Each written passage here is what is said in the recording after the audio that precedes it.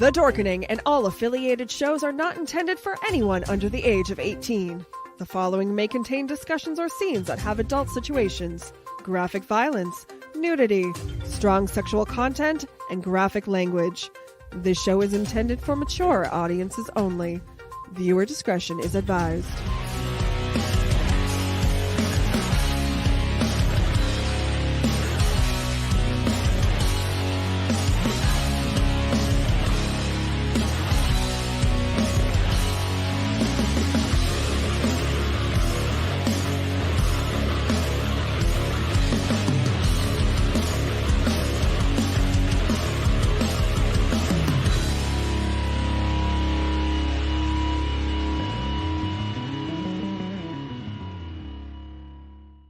Rise and shine, my sinners. When Father Evil starts his day, he gets a little deadly. Deadly Grounds coffee has the richest, smoothest flavor you'll find anywhere.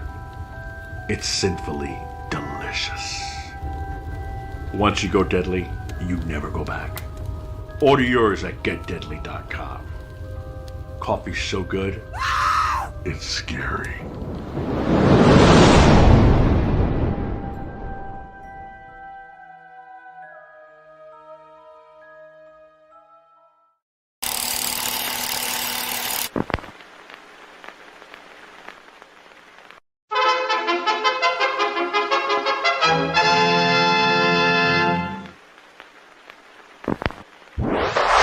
Persons under 18 will not be admitted.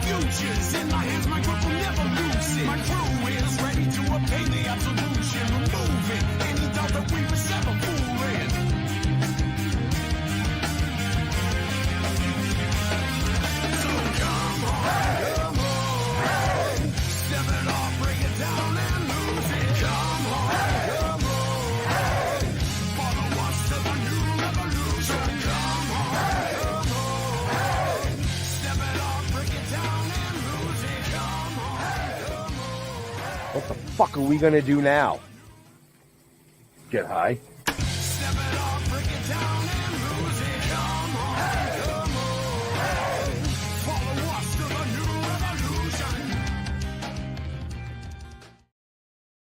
Hey! Happy 3rd of July. Well, happy Wednesday, but happy 3rd of July. So I'm really excited about tonight's show. Yeah. Well, if you're here watching, you know. So, without further ado, my backup to the backup. It's me. Oh my God, I'm on TV. Mom, hey. It's my mom's birthday today. Do you know that? Oh, happy birthday, Mom. Yeah, Mom Jaja Jeremy. Mom of the day. Yeah. Did you add more stuff to your ceiling? It looks different. I did. I put up. I normally don't during the summer, but I put up some comic books because it was looking so bare, and yeah. Okay, show's not about you, Jaja. Sorry, it's all about me. See, Jeffrey. See, but I'm still observant because I noticed it looked different. Thank you, Jeff. See, I appreciate you. I wanted to compliment him on that. You know. And yes, I'm looking forward to chatting with this guy. You know, I mean, this is part of my younger years, I'm going to say. You know, I was young once, I think. That's what they tell me anyway, you know. Right. So, Yeah. but yeah, let's just bring him right in. This guy, Jim Hardy, he is the archivist for the Bob Hope Foundation, along with, I'm sure, a whole slew of other things that you do. So, welcome to the show. Yes, welcome. Thanks, Phyllis. Thanks for having me. Glad to be on, and happy birthday to Jeremy's mom. Okay. I didn't know Jeremy. Came It's on. okay. I'm sure she'll forgive you all.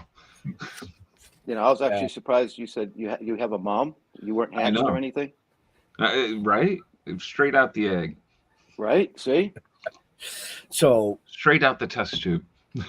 So with it being almost Independence Day, I figured this would be a great fitting show because Bob was well known for entertaining our troops, you know, over many, many years. But you just launched the Bob Hope YouTube channel. Can you tell us a little bit about what is the Bob Hope YouTube channel? Yeah, what it is, fellas, is that we have, a tremendous amount of content here from Bob's long career, and no really conduit to share it anymore because, nobody's watching DVDs anymore and tape and stuff like that. It's all streaming now, and we wouldn't know how to do that, quite honestly. It's not in our wheelhouse at our age. But there's an outfit called Spotted Dog, and they know how to do this kind of thing. It's what they do. And I knew Mitch from Time Life, and he said, let's get together and get this stuff out there because you have all this wonderful content, and nobody can see it. So that was the plan, and that's how it got started. We should have done it a long time ago, but we didn't know how to do it. And these fellows do all the heavy lifting. And, it's just an opportunity now, for people who haven't ever experienced Bob to have an opportunity to see what he was about, what his comedy was, his timing. And for people that have enjoyed him for decades and decades, they're going to see all kinds of new material as well, because the reality was, we all remember, if you didn't see it when it was on the first time, you simply didn't see it. Right. So there's going to be a lot of new material, even for the the seasoned fan, and we're very excited to get this stuff back out there because we live in a real out of sight, out of mind kind of environment, so we don't want it to be forgotten. Right.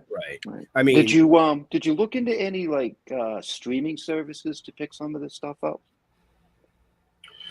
You mean to pick it up just in pieces, like a Netflix or something?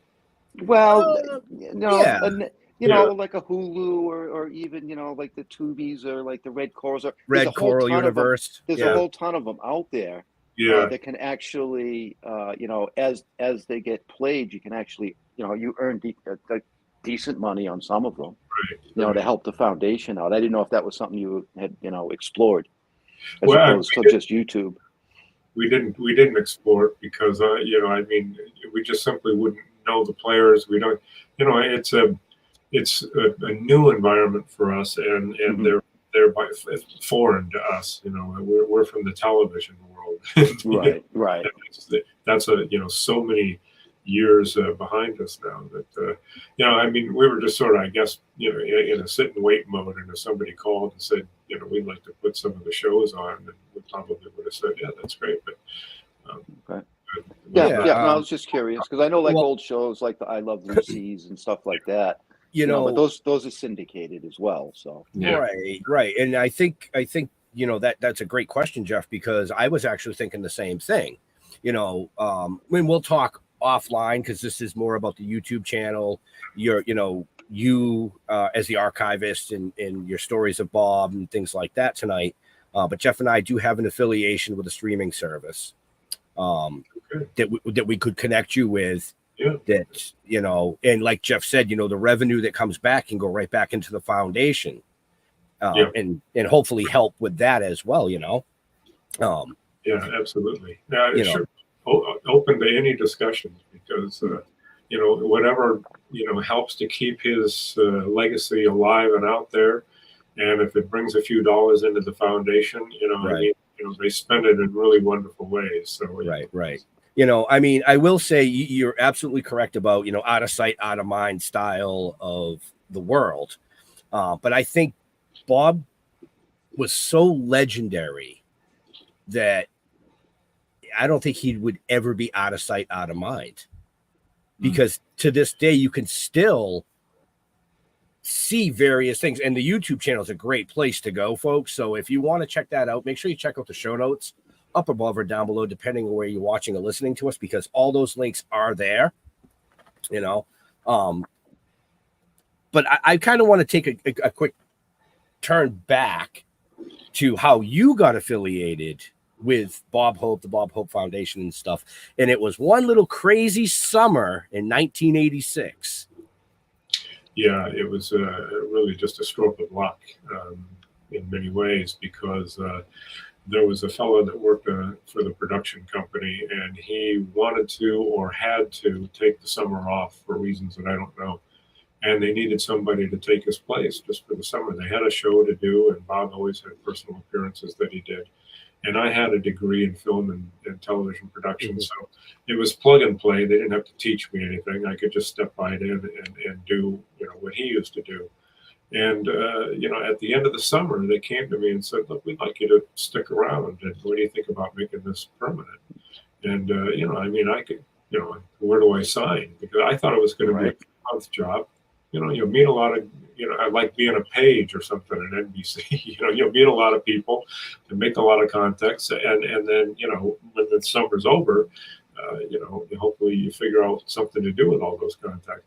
And, so 38 years later, I'm still here. It's the only job I've ever had. I have the shortest resume in history.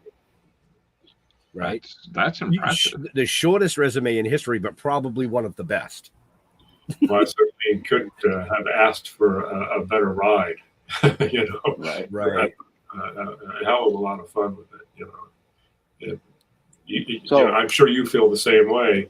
I can't wait to go to work. I love what I do, and so it's not work at all. It's a job, but I wouldn't say it out loud, but I'd probably do it for free. Now, I'm curious as to what medium all of these things are archived in. I mean, you must have reel-to-reels. You must have all kinds of different types of recordings and good videos and bad videos, and it goes all the way back. The oldest stuff that we have is some silent film that Bob's brother shot when Bob was in vaudeville, and he would stand in the wings and shoot. So this is 8mm shot in the 1920s. That's the oldest stuff that we have. You want to talk about radio? Those were discs, glass discs, which were very fragile. During the war, when you couldn't use glass, they were cardboard, if you can believe it, laminated cardboard. Wow. And that's what they recorded the shows on. And, and they still play, they worked. So, and then, kinescope, in television, kinescope, and for people that don't know what a kinescope was, you had no way of recording television. Television was live, but they would set up a movie camera, aim it at the screen on the set that was, you were seeing the broadcast go out live, and they would film it. And that was the only way that they could keep a copy of what they had just done, and that was called a kinescope. And boy, I mean, it's like watching a show in a snowstorm. I mean, the quality is so abysmal. Yeah. But that's what we had, and then it got into tape, and tape. Every format of tape had its own idiosyncrasies and difficulties. The glue from the cases would seep through the felt and get on the tapes. The tapes would shed. They were spliced, and every time the splice would roll over the head, the picture would roll. It was just murder to get all of these things digitized from their original format. And we had some wonderful guys out here in LA that had 2-inch tape machines. I mean, they're as big as this room.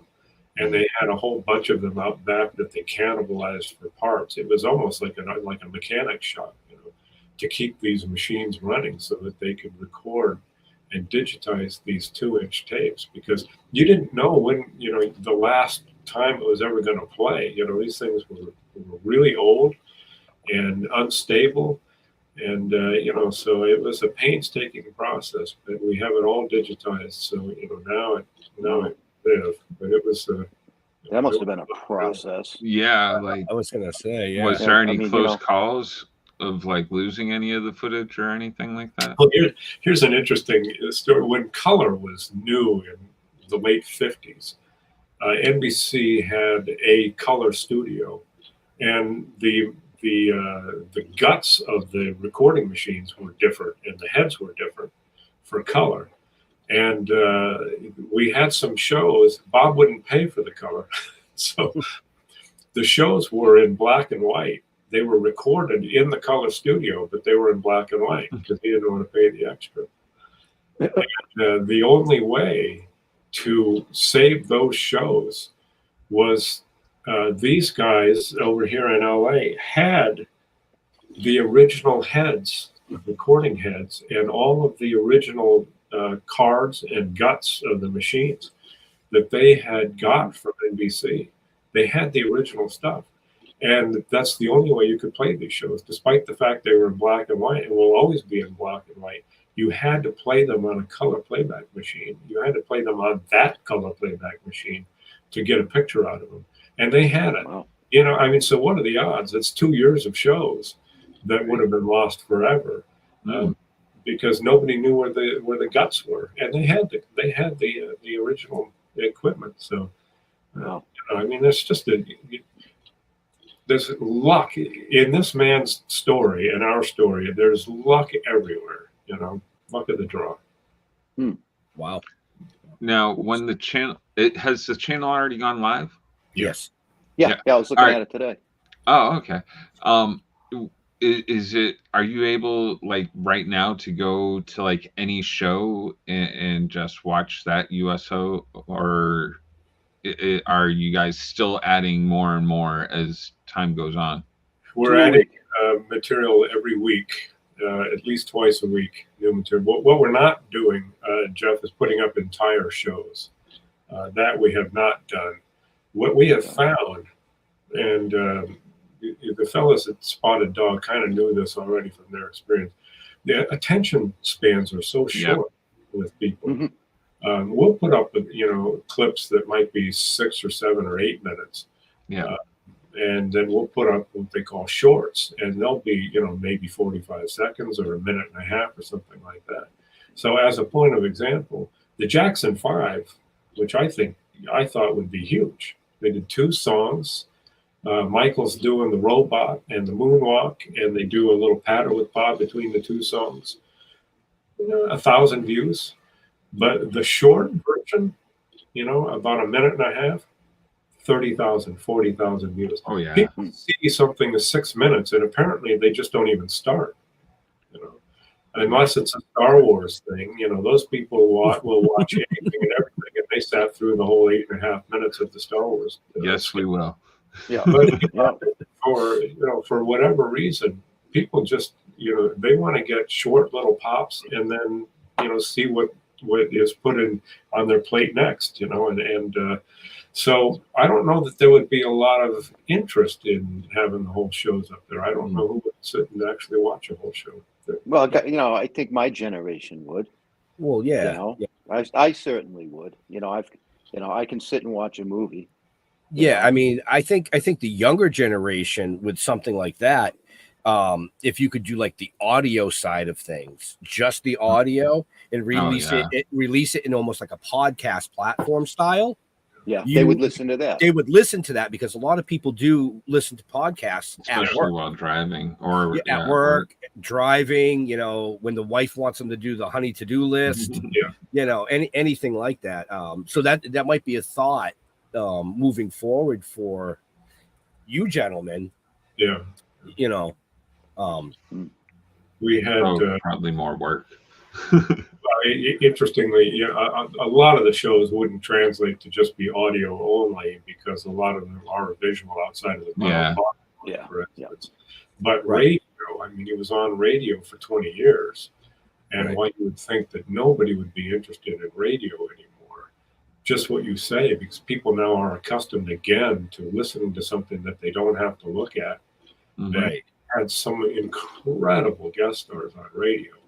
So, Right. you know, for people that are nostalgic in some way, I think that, yeah, there is a market for some of that.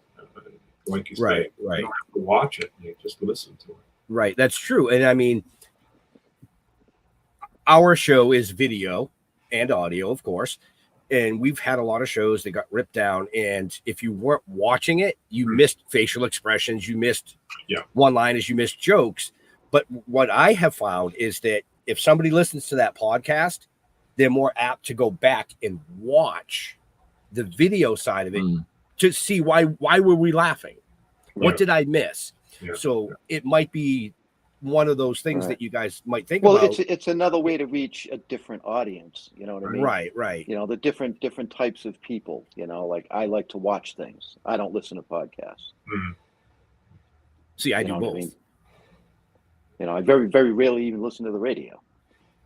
Mm. You know, That's because you're listening to the voices in your head. yeah, it needs to be quiet so I can understand what I'm doing. You know, but just food for thought. That's all. You know. Yeah, absolutely. You know, I'm gonna have to search for how you play a cardboard disc. I know.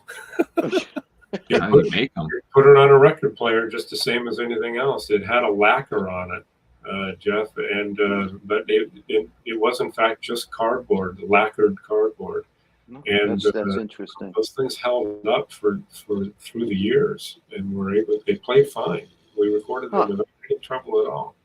You know, so in an odd way, they were more durable than the glass, because the glass they had to be treated with kid gloves. I mean, cardboard. Well, you remember when you were a kid, you could cut out a little record from the back of your cereal box. Oh yeah.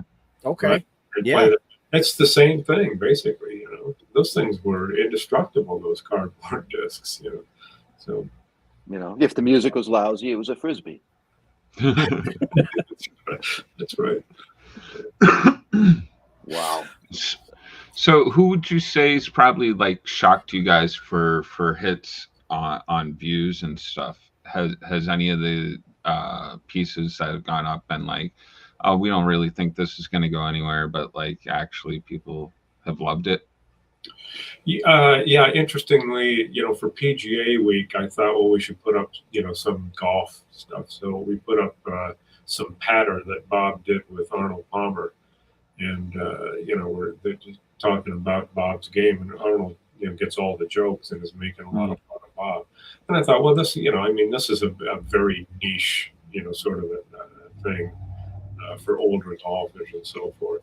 And boy, I mean, it got so many views, you know, and maybe, you know, maybe there are that many old golfers out there. I don't know how many younger people were looking at it, but that one, you know, was kind of a surprise. And then you put up something else that you think is going to be huge. You know, I had the guys put up Freddie Prinze, because I did an interview with an outfit in Montreal, and so I reminded them about the show that Bob did in Montreal before the Olympics, and Freddie Prinze was on the show. And Freddie Prinze, to me, is a huge, iconic, you know, guy, and crickets. No kidding. Wow. I guess nobody remembers him, or nobody cares, or a little bit of both. So it's hard to guess, you know, what's going to catch the attention of, you know, I mean, I understand, you know, that was 50 years ago. So, you know, I'm remembering it with, you know, through a different lens, I guess, than people looking at it today. So. Right. Oh. Right. So I'm curious to the, you know, the copyright issues and, you know, I mean, who actually owns this archive? Because I've seen and read a lot of problems out there about, no, you know, well, the studio owns it and you've got to buy the rights to it. And, you know, how are you working through all of that? Or even, are you even running into that issue? Well, we run into that very rarely, because we own all of the radio shows. We own all of the television shows. That was Bob's deal. So the studios have no ownership on those. Some of the movies, Smart man, yeah. Yeah, he was a smart guy, and television, when he got into television, was very, very new, and a lot of movie stars didn't want to go into television. They were afraid of it, and they thought it was going to kill their movie career and so forth. And he was all in on it, and to the point where, even though he told me one day, he said, I didn't really think television was going to last because it was live, and you had to memorize an hour show. Whereas a movie, you did 2 or 3 minutes at a time. In radio, you could hold your script. So, if you didn't rattle the paper, you're a star. But to memorize an hour TV program, we thought, I don't think people are going to do that. They'll do that for, a year. I think people are going to get tired of it. And he said, I'm not sure this is going to last. But nonetheless, he wanted to own all the shows just in case. And, Right. Once they were able to record shows, they were off to the races now because although the best shows were always the live ones, when things would go wrong, that was the most fun. Yep. Yep. Okay. Absolutely. That's something I was curious about. That was actually a pretty good question. I like that. I'm actually surprised. No, not really. So you kind of were Bob's right hand, I guess. Is that correct? You worked a lot with him. I worked a lot with him. I don't know that I would, He had a lot of right-handed guys and Right. so forth, and he had a couple of his own. But I don't think you could just single out any one person. But I certainly had an opportunity to work with him a lot and very closely. It was just part of the job. So you had an opportunity to bond with him very quickly. Yeah. Because one of the things that you did was to go over to his house and run tape for him. And it would just be you and him sitting in a chair looking at this tape. And Wow. So you had an opportunity. He would make a lot of conversation, ask you questions about things. Why do you think that joke died? And what could we have done that would have been a funnier out for this? How could we? What should we use this joke? Should we use that joke? And he would ask you questions. And in as much as I thought, well, this is a 3-month job, I don't have anything to lose by just telling them what I think.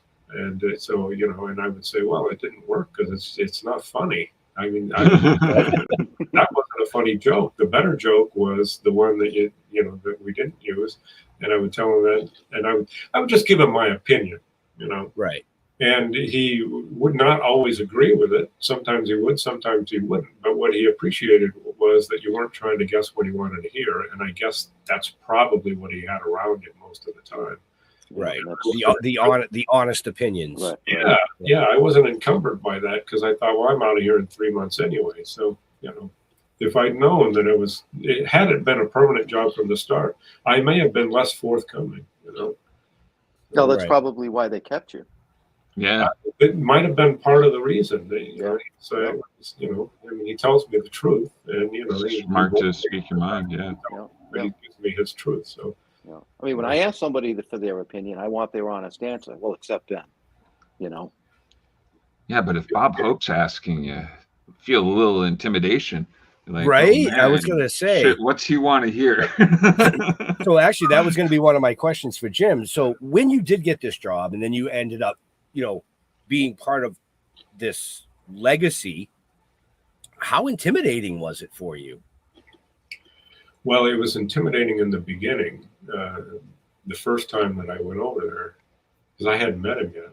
I was hired by the production, by the producer, who had vouched for me to him, and I hadn't met him. Now, I certainly knew what an enormous star he was because he was on in my family's household every time there was a special. So he was probably one of the 10 or 15 most famous faces on the planet. Mhm. And you don't know what a person like that is going to be like, And so you go over there and, on pins and needles that, you hear horror stories about some people, is he going to be a Joan Crawford or something, have been nicer. I mean, he was just a regular guy, he was just a normal guy. who, wanted to have a hamburger and fries and not, go to LaSalle and get all dressed up. He was just one of us. Any one of the three of you would have gone along famously with him, because he just was an easy guy to get along with. He was not moody. He was not dark. He didn't consider himself to be above you or better than you. And, and you could feel it. So you could understand right away that this guy is nothing to be afraid of. He's the boss. And, that's always going to be the truth. But he didn't ride people. He didn't, tear people down. He wasn't hard to get along with. He worked hard, and he expected everybody around him to work hard. And people wanted to work hard for him because he appreciated it. And I don't know that there's so much of that exists, today. Right. Yeah, there's a lot of nasty attitudes out there. Yeah, a sense of entitlement that I think a lot of people have. Yeah. If I'm going to speculate why, there's so many avenues now for people to get attention. Then in a lot of ways, it's easy to become a star of some sort or other, and have a lot of subscribers and a fan base that adores you and follows your every movement and your every tweet. But in the old days, it was hard to be a star. There were, you had to be, maybe from Broadway, or you could get on radio maybe, and be, there were very limited ways that you could get your face and your talent out in front of the public. And so what I found is not only Bob, but everybody from that generation, Lucy and Milton Berle and George Burns and Danny Thomas and all those people, they were just like him, because they had a real sense of gratitude for they were thankful. the life that they had and the career that they had, because it was very hard to get, and they appreciated the fans because the fans made it possible, and the fans could take it away as quickly as they gave it. If you alienate your fans, you kind of disappear fairly quickly. And they just appreciated everybody that was part of the process, the lighting men, the sound guys, the makeup. It was all part of what made them who they are. And I don't know that people appreciate that like they should. Right. No, I'm gonna have to agree with you on that one for sure. I mean, Jeff and I do a lot of touring. We do a lot of conventions, multiple styles of conventions, and there's a few of them out there that we've talked to that it's almost like, wow, because if it wasn't for people like us that are your fans, you wouldn't be sitting there. Yeah. They forget that. They forget that part. They do seem to forget it. They seem to think that you need them more than they need you, and that is rarely the truth. Right. So you got to tour with Bob to a lot of the USO shows, correct? Yeah. So what was that like? I mean, not just being with Bob, but I know he used to bring big names with him too. Yes, he did. You Yeah, we went to Beirut, which was alarming. I can imagine. Desert Storm was fascinating. The travel is the thing that you notice the most. Mm-hmm. And even in those days, travel was not that hard. But it took a long time to get to these places. You're on C-130s that are cold and loud. This is not commercial aircraft, and it's not first class, and there's not a cute waitress with champagne and stuff. They're hard places to get to. The travel that once you are there, you're bouncing around in helicopters or trucks, jumping from ship to ship. It's hard to get sleep. You don't have a regular schedule. You're off your regular calendar. And it wears on you because you're not accustomed to it. And the interesting thing about it is that he was so good at it, and he'd been doing it a long time. Right. But he could sleep anywhere, literally anywhere. It didn't matter what commotion was going on around him. He could sleep for 15 or 20 good solid minutes. Every time he gets off a helicopter or he jumps out of a truck or whatever, he's absolutely fresh. And even at his advanced age, he was 87 and does I was going to say 87. 87. And you guys did Saudi at Desert Storm. I mean, he's the most energetic guy out there, and sharp. And he loved it, and he was good at it. And obviously, it's something that he learned over the years because he had done so many shows. But you think about World War II, when he was hopping islands around the South Pacific in the little planes that they had available to him. I imagine how long it took to even get there. And you had to stop and refuel, and the landing strips were cleared, by cutting trees. They weren't paved. You're over water, a tremendous amount of it. There was an awful lot of things that could have gone wrong, And that was, I'm sure, he got jungle rot on his foot that plagued him for the rest of his life. He got fungus grew in his ears and things. It was just, the commitment, to make those trips, because he understood the value of it, and the people that he entertained were suffering a whole lot worse than he did for the 6 weeks that he was out there. Right. So, he had perspective on it, but until you've made the trip, you don't realize, just how hard it is. Even in modern circumstances, even in the 80s and 90s, it was hard. Now, was Bob ever in the service? No. No. Okay. No, he wasn't. Do you know where his love for the service came from? What's that? Do you know where his love for the military came from? Why he was so involved in trying to make them have a happier time in such shitty moments? He had he fell into it by accident. Actually, Jeremy, he had a writer.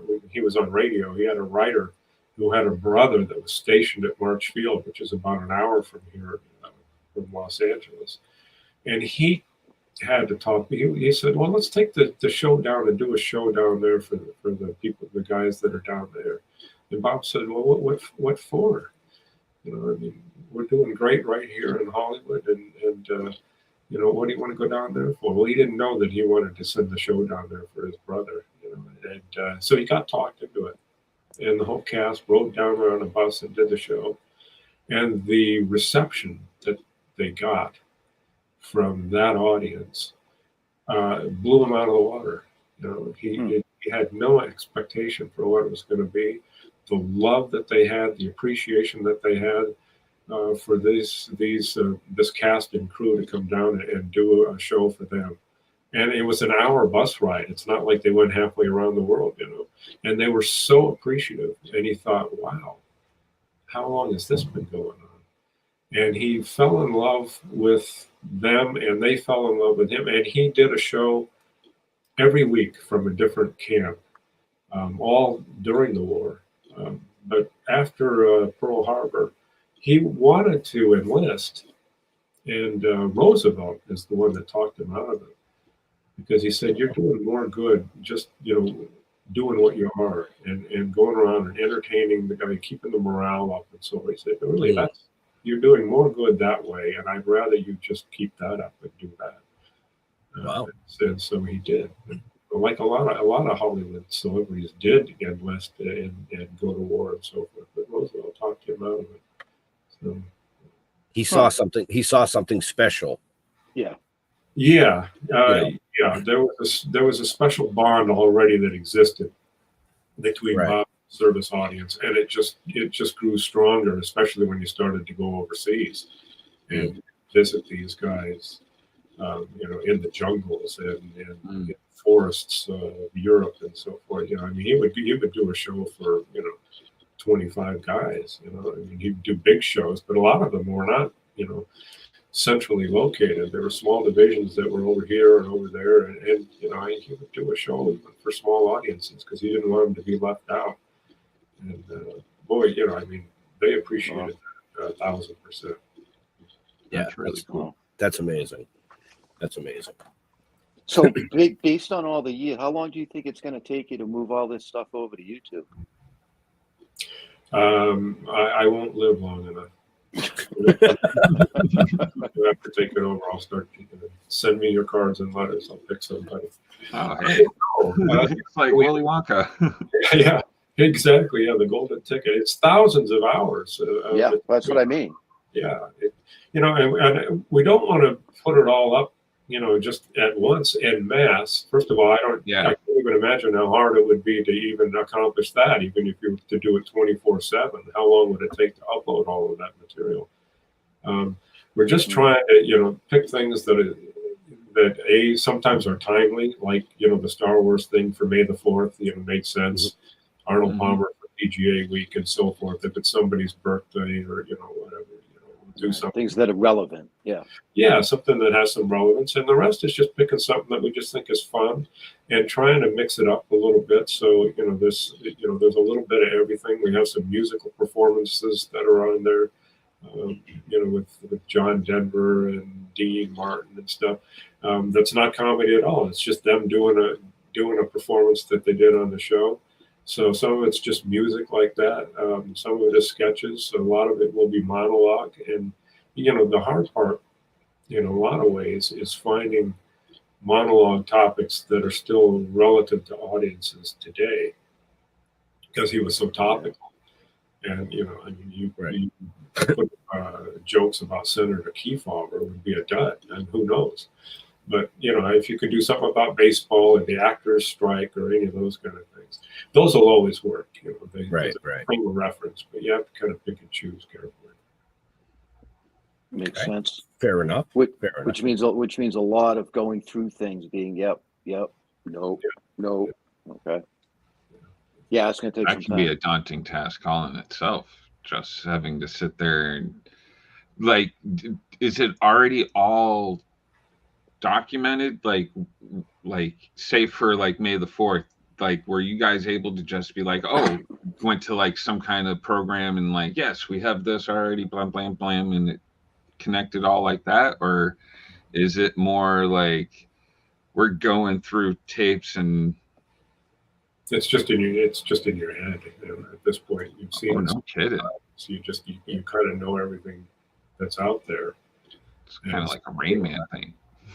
May the 4th was an easy one because you know right away that Mark Hamill was on the show. He did a Star Wars sketch with Olivia Newton-John. He also does song and dance with Bob. Mark Hamill. Who knew?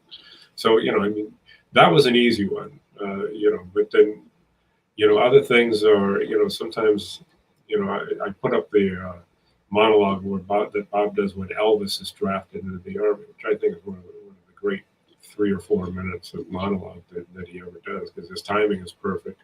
He's having so much fun with it. He loved Elvis, but he's poking fun, at the Army and Elvis, like this is gonna end the Cold War here. Elvis is going into the Army.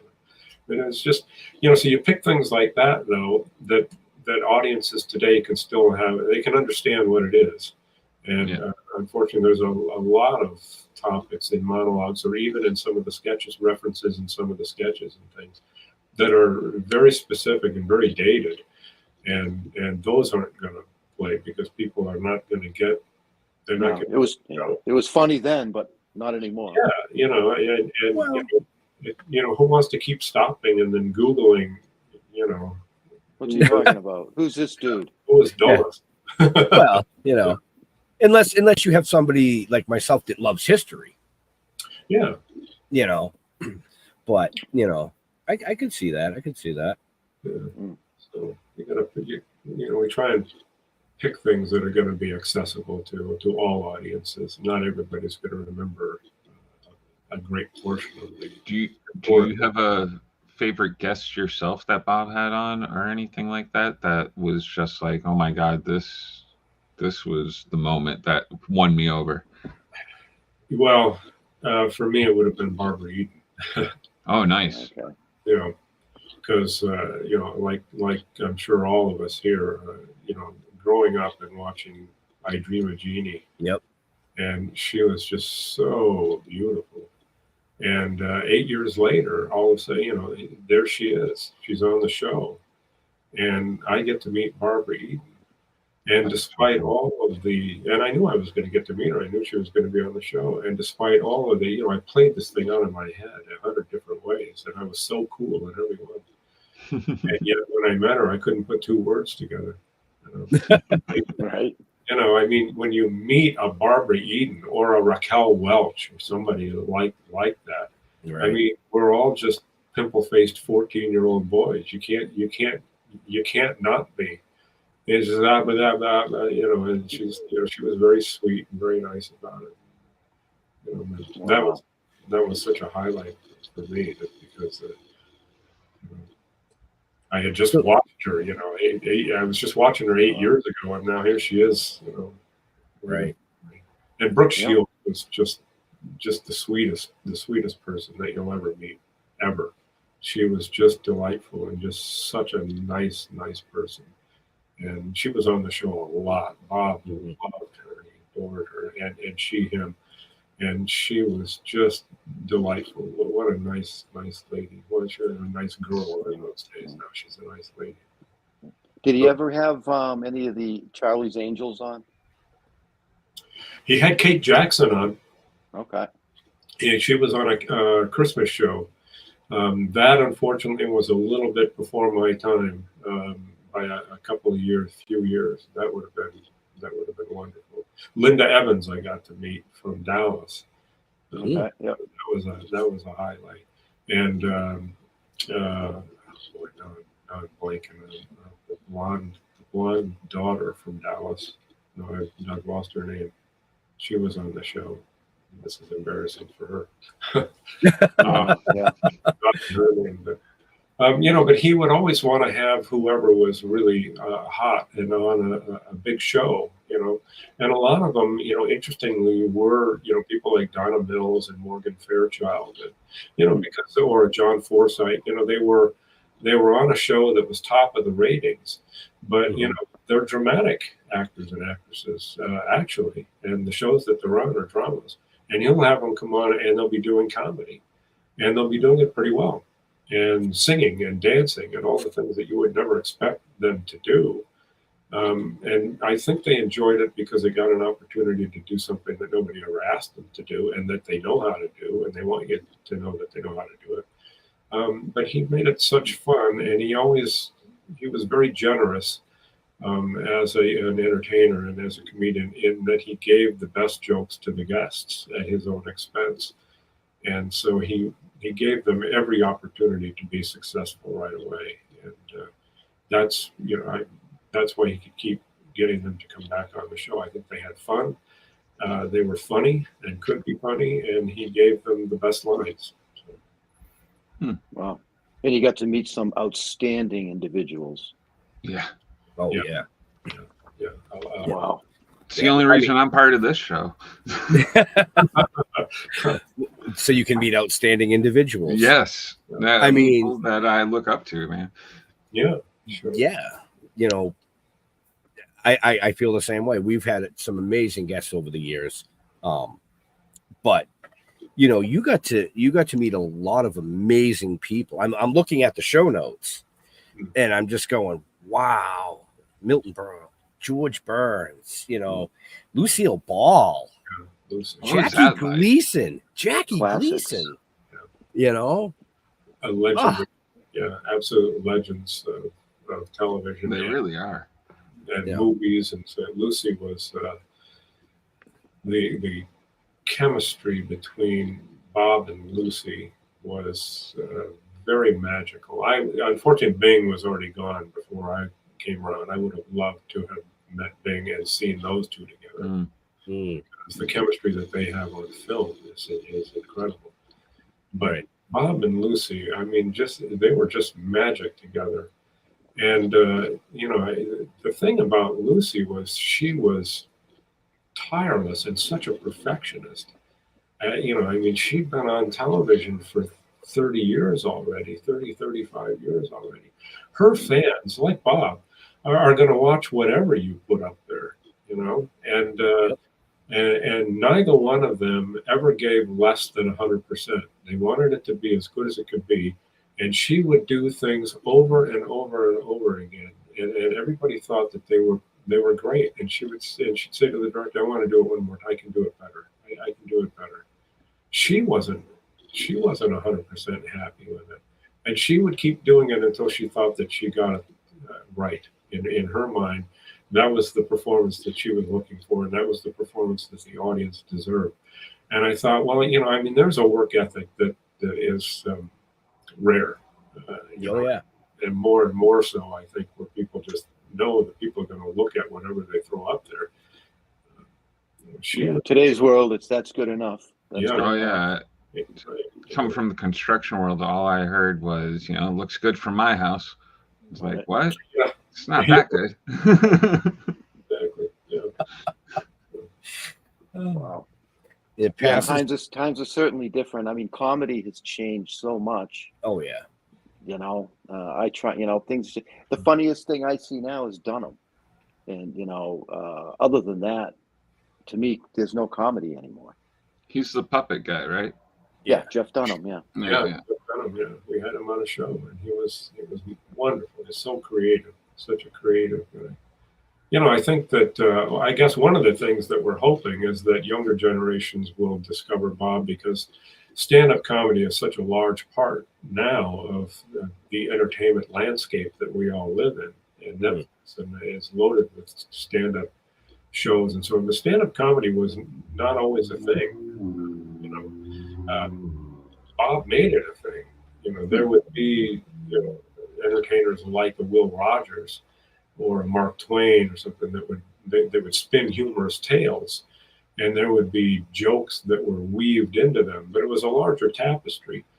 And to just stand up there by yourself on a stage in front of an audience and just tell jokes one after another without it being part of any kind of a story or anything, that was new and very groundbreaking. And so now we take it for granted, and and Carson was very good at it with the monologues that he would do on the Tonight Show, and but that all started with Bob. That goes all the way back to the 1920s, and that's when he started to do that, and and not successfully right away.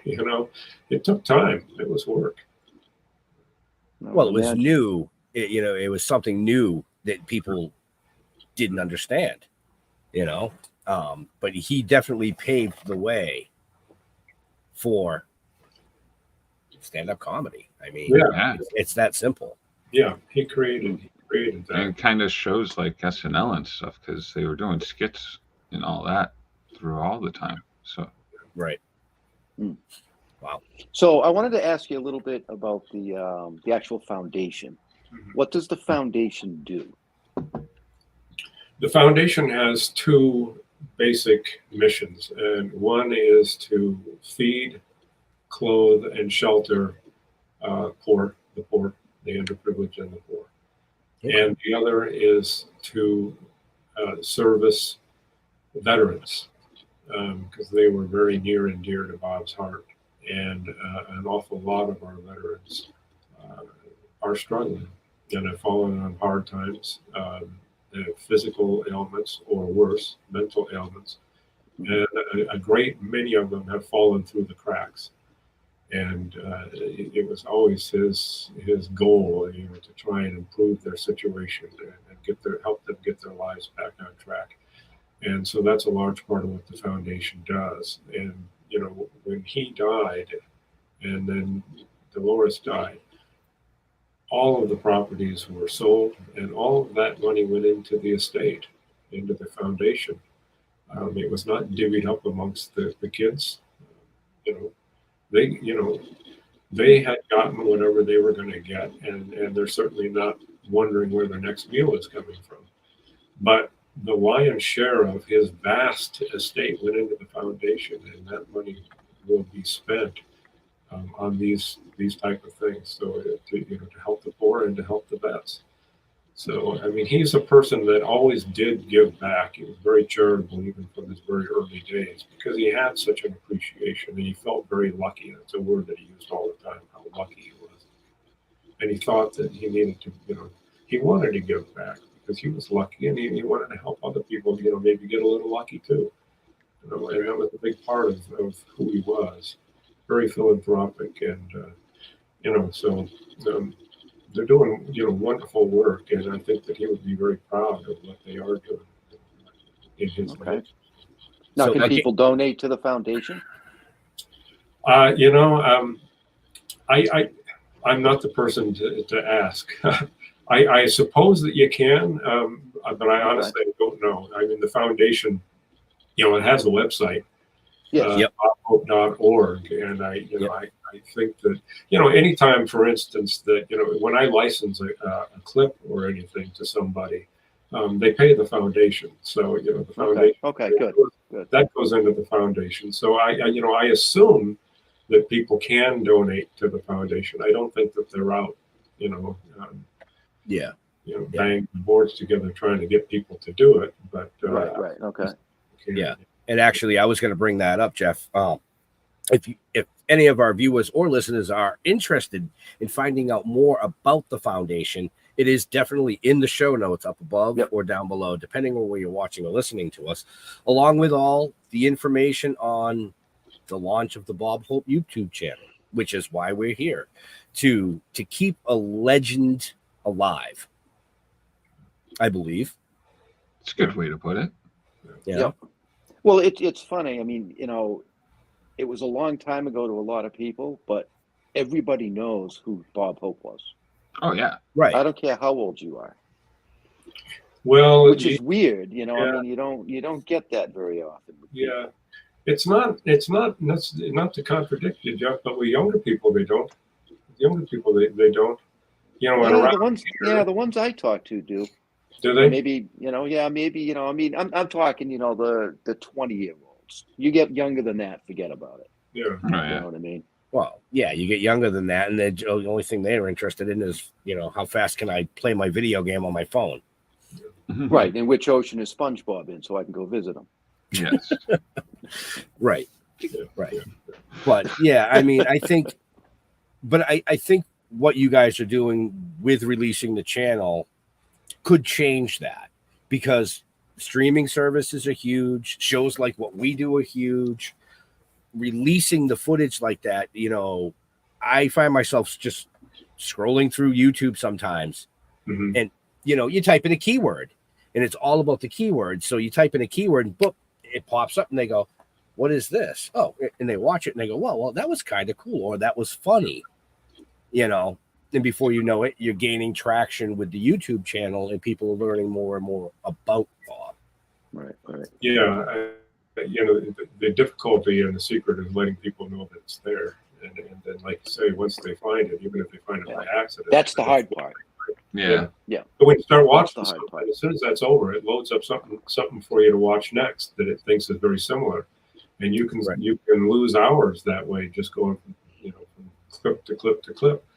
But this is why it's so important to be able to do shows like this, is to let people know that it's out there. Because there's never been more demand for people's attention than there is today, and tomorrow there will be more than there is today. So it's very hard to get noticed. I think that when people do go to see it, even if they've never seen Bob before, if we can get them to come once, they'll come back, because he is engaging.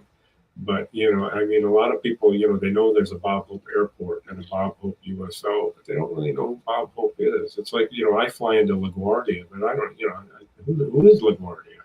Who is O'Hare? I mean, we know the names, but we don't know the people. Yeah, you don't know know the story behind the person. Yeah. Right. Let them know, okay, this is why things are named for him. This is who he was. This is why he was important. And, his character and his type of humor is very accessible, I think, regardless of how old you are, because his character was always an everyman kind of a character. He's always a guy that's trying to be a little bit more than he is, trying to pass himself off as something that he's not quite there at, always trying to get the girl, but never quite does, and I mean, we're all like that, 95% of us, that's who we are, Right. And so it doesn't matter how old you are. I'll make it very short. I had my son come in one day. He was 10 years old to help pack boxes when we were moving offices. He didn't pack a single box because I had road pictures running in the background. He sat there and watched 4 of them. He was 10 and they were in black and white. So, why did he watch them? Because they're fast, because he could relate to the characters. And, he never got bored. And, by the time you get into the story, boom, it's over. Those things are 70 minutes and you're out, So, if you get people to look, they're going to look over and over and over again because he's that good. Right. Nope. I agree. Now, how long has the channel actually been up? Well, it started about 6 months ago, but in earnest, 3 months. We've really been, we've had a regular routine for 3 months. So there's new stuff going on. So it looks like it's doing pretty well if it's only been a few months. Yeah. Yeah. I don't have a frame of reference. And, you're in that business, so you guys know better than I. I don't know if there's a good subscriber numbers, if they're lukewarm. I don't know. I just know we keep putting stuff up, and some things are getting a lot of views, and some not so many. And it's a learning experience, I guess. Yeah. Well, that's what I look at, when I go to anybody's YouTube, is I don't look at subscribers. I look at how many views they're getting on their videos. Oh yeah. Yeah. Yeah. Subscribers to me mean nothing. Nope. No, because you can have 100,000 subscribers to your channel, and then you go look at the video and it's only got 30 views. Yeah. Right. They're not interacting. Yeah. Right. Well, that's good to know. That's an interesting piece of information because some of the clips of 100,000, 200,000. Yeah, that's good views. Yeah. Oh, hell yeah. I mean, I'd fall out of my chair if I had a clip that had 100,000 views. Right. on YouTube, like literally. Yeah, on YouTube. Yeah. I would fall out of my chair. I Gotta have Bob Hope on. Get Mark. Well, we have the next best thing. There you go. Mark Hamill will get you there. He's beloved. Well, you'd be Mark surprised. Hamill is, especially right now with his the Star Wars came back. He's big into doing the Joker and all that other stuff, voice stuff. Yeah, I mean, some of the guests that we've had, I'm like, oh wow, this is going to be a big show, and then I go back and look. I mean, don't get me wrong, all our shows do very well over the 28 platforms. So you pull all the analytics together, and we do very well with it. But I go, wow, that only got like 500 views. And then I go over to this show that I didn't think was going to do anything, and it's like 5K. And I'm like, and that's you never know. It's like 5K is nothing compared to you guys are getting 100,000, 200,000. But that tells you that the legacy of Bob Hope is still alive. Mm-hmm. And people still consider him to be an iconic legend in that industry because they are watching those clips. So that's a huge thing. Well, I appreciate that. That's gratifying to know because I they seem like big numbers to me, but there are things that I watch, YouTube channels and things, mostly trying to improve my golf game. Oh, please. Which is not helping, but and I see some of these, I bet that they're well-known people, but they've got they're getting a million views. You should see what the things my kids are watching get for views, and they're just showing opening up toys and stuff. I'm sitting there, I'm like, how is that getting 4 million views? I'm like, what is that doing? It's relevance. It's relevance. Like you said, golf. Believe it or not, golf is still huge. I like I said, I do construction, but my wife works in retail, and I'll go visit her at work, and I see 8-year-olds, 9-year-olds in golf shorts buying clubs. Yeah. What? Yeah. When I was 8 or 9, I was playing in the mud. Oh yeah. Yeah. So, but I could understand why you would see 4 million views on a golf channel. Yeah. Well, I can see it. Certainly, it has a much larger right. demographic target. Yeah. But what Right. you'll Well, the other find- thing too is you've got to realize that some of those videos have probably been up for a while too. Oh yeah, years. I was just You going to know, say that. You've only Yeah. been up for 3 to 6 months. I mean, Yeah, Yeah. we're still, I think, pretty new. So yeah, yeah, yeah. it's in its infancy. So Yeah. you know, I wouldn't be a bit surprised if in the next 6 to 9 months that, because one of them I saw, I think it was 237K or something like that. Yeah, that's probably You know, that's on its way to hit 1 million in the next 6 months, Yeah. without a doubt. So You know, this is encouraging. Yeah. Encouraging news. you know, Absolutely. I mean, I gave you a couple of views today. So Well, I Oh, appreciate it. I've been giving him views since I knew about. First of all, since I knew about the channel, when I was reached out to, I think it was 2 months ago, I went right to the channel and started. Oh, yeah, okay. Yeah, I see what they're doing. This is really cool. You know. So again, to our viewers and listeners, you know, definitely check out the YouTube channel. Subscribe if you like it. If you don't like it, that's okay. But check it out. I mean, you won't be Well, disappointed. there's come back. the worst 'cause that can there's going to happen be is new you're gonna stuff. laugh. Yeah. Well, right. The New worst stuff. thing is you're gonna laugh. New stuff every week.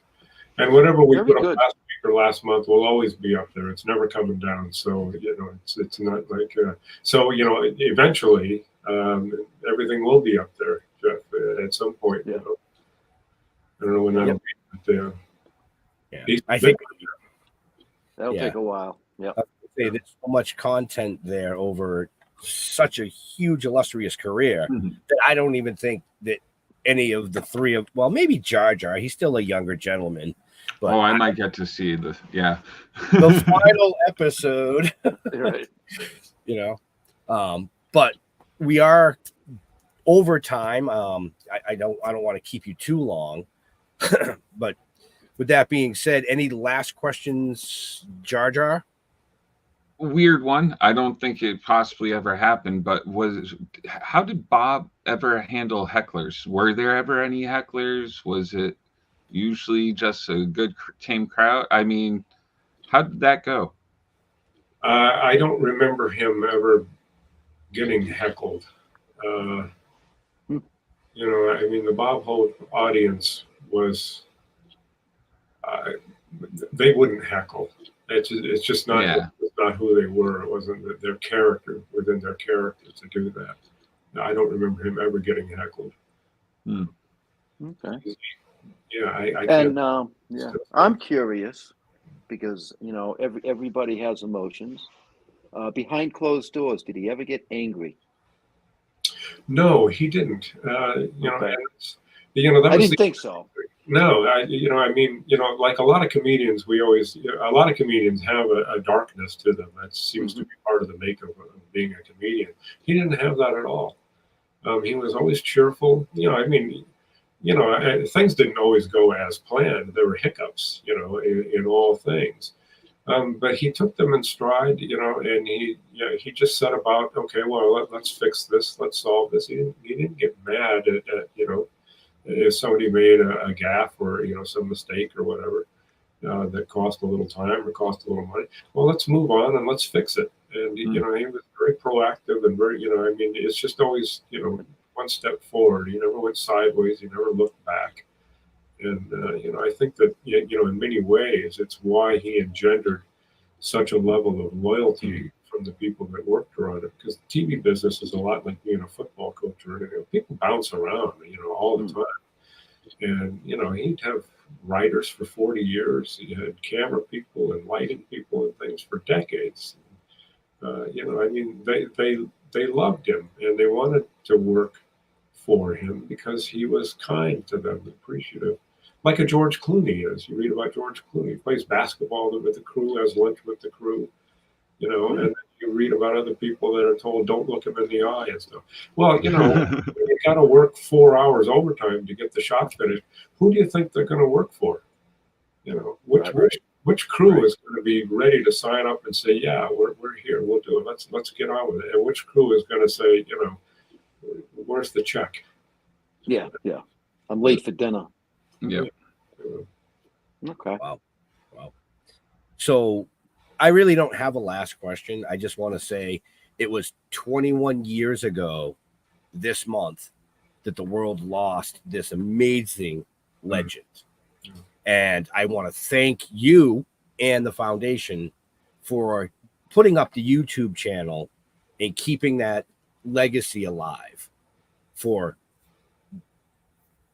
infinity, basically, because as long as there's internet and there's streaming, it's going to be archived there.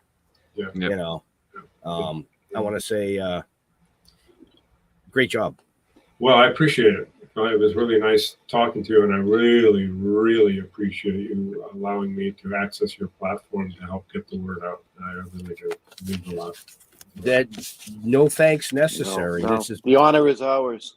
absolutely. I mean, our viewers and listeners know it's all about the story. Yeah. And how could we not talk about this story? I mean, it's just there, in my eyes, there is nobody else in that Hollywood frame that will ever compare to Bob Hope. Yeah, he's one of a kind. That's for certain. You know, I mean, it's just really that simple. Yeah. But with that being said, we definitely ran over time. I don't want to keep you. So let's go. We're going to bring you up full screen, Jim. There I am. Yep. So where do you like interacting with fans? Social platforms. Yes. Boy, you know, we're not social media active. I think that they are talking about doing a Facebook page that would be part, you know, or probably coexist with the YouTube channel in some way, you know, cross-pollinate. So we got a lot of, actually, interestingly, a lot of people will email the foundation when they have a certain question or a request about something, or that, you know, as far as on a personal level. They'll just email the foundation and they'll send it over to me to see if I know the answer. And I'll engage, you know, in a conversation with people and try to help them out to understand what it was that they were looking for or asking and so forth. That's kind of old fashioned, I guess, anymore, but that's how it's working right now. Well, that's where it is, folks. So make sure you check the show notes, folks, because that's where that information is. Jeremy, down below, right? That's right. Up above or down below. Come hang with me on Facebook. I'm Jeremy Courtney. Come check me out every Tuesday night on Splash Pages, where we hang out and talk about comic books and all the world of geekdom. And I think that's about it for now, except for come check us out next Wednesday here at 7 o'clock and Still Toking with. Who are we still toking with next week? Next week, we have William Keck. Oh.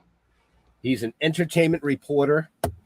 That'll be a fun show. He's the gentleman that digs the dirt on the famous. Oh, great. So he'll know stuff about you. No, not me. I'm not that famous. Oh, really? Oh, infamous. Not infamous, yes. Jeffrey. Yeah, first I want to say, Jim, I think a Facebook page would do the YouTube channel wonders. Mm. You know, I really do. If you can find somebody that, you know, can help you kind of put that together and get it running, I think it would help drive traffic to the YouTube channel. Great.